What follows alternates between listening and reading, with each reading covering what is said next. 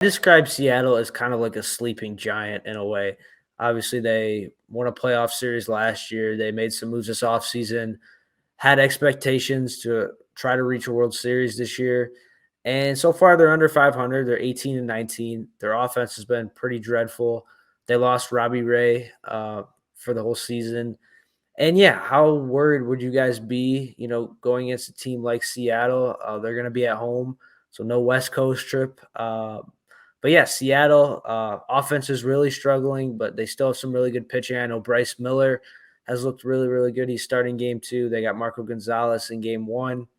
Yeah, what do you guys' kind of expectations and thoughts for the Seattle Mariners coming up? Yeah, I'm not terribly crazy about the pitching matchups that the Tigers have there.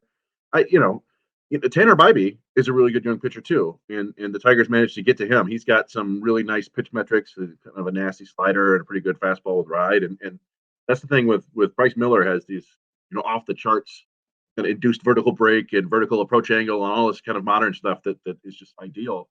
But you know, has he? I don't know if he's made a trip out east yet. The Tigers fans, we always lament when the teams go out west because it seems like they don't play out there. But I bet you the same is true for the Mariners. They probably don't like coming to Detroit, so maybe you can pull out a little bit of that. But yeah, the Seattle is a really good kind of last 3 years. They've become maybe like a top five organization in terms of developing their pitchers. They've got so many good arms. So yeah, it's going to be tough. But like we said, Tigers offense is kind of rolling right now. So I don't know. I looked the other day and it was like, hey, the top six guys in this lineup. It's like, this is not crazy, but they're like, oh, they're all hitting 240 plus, which was like, oh, what a revelation. But some like Green is up to 260, and Baez is like 260, and Badu is up there. It's like these guys are actually performing well enough that this is a major league offense.